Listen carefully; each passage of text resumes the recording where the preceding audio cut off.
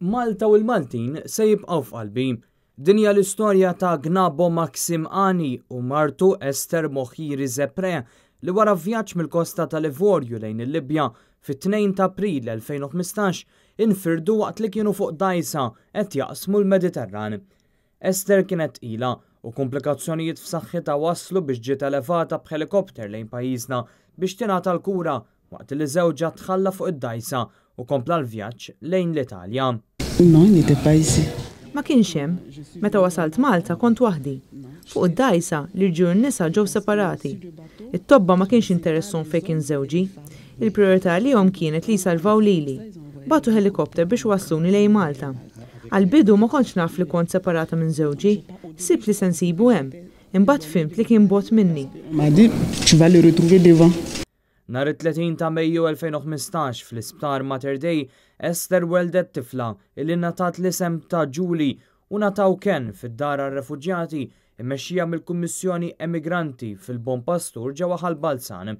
Bdiet ukoll ħidma minn Monsignor Filip Kallejja, l-Ambaxxata Franċiża, il-Kummissjoni Emigranti u numru ta' awtoritajiet oħra biex jinstab Maxime li sadattant kien qasam lejn Grenoble fi Franza fejn sab xogħol u nata status ta' refuġjat.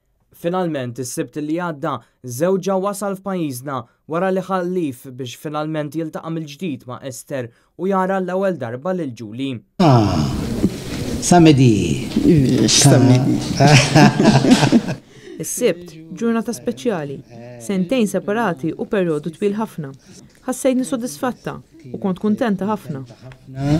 U feliċi. Issa Ester qed tistenna l-laissez-passer, id-dokument ta' vjaġġar li għandha bżonn biex hi u bintha jkunu jistgħu jidħlu fi Franza u jibdew ħajja ġdida ma' Maxime. Iżda twiet li żomm għal dejjem f'qalba lil Malta u lil Maltin. Il-Maltin li tqajt magħhom hawn kienu mimlija b'imħabba. Nitlobu biex inkomplu jħobbuna lilna li ġejna hawn Malta. Nirringrazzja wkoll lill-awtoritajiet kollha li ħadmu biex jienu żewġi stajna nkunu flimkien mill-ġdid. F'kummenti lil Net News, Don Alfred Vella, direttur ta' dar l-Emigrant, jesprimi s-sodisfazzjoni illi din l-istorja qed toqrob lejn tmiem feliċi.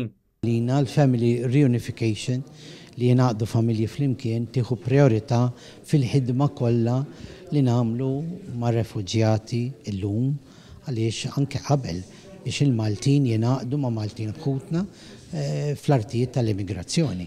Kienet dejjem ħidma li saret bil-qalb ħafna u priorità minn dar l-emigrant. Maxime issa jirritorna lura lejn Franza bit-tama li kemm jista' jkun malajr tingħaqad miegħu martu. Il-vjaġġ tagħha u binthom diġà tħallas minn benefattriċi tal-Kummissjoni Emigranti waqt li l-ħidma flimkien mal-Ambaxxata Franċiża tibqa' għaddejja biex din il-familja tingħaqad għal dejjem.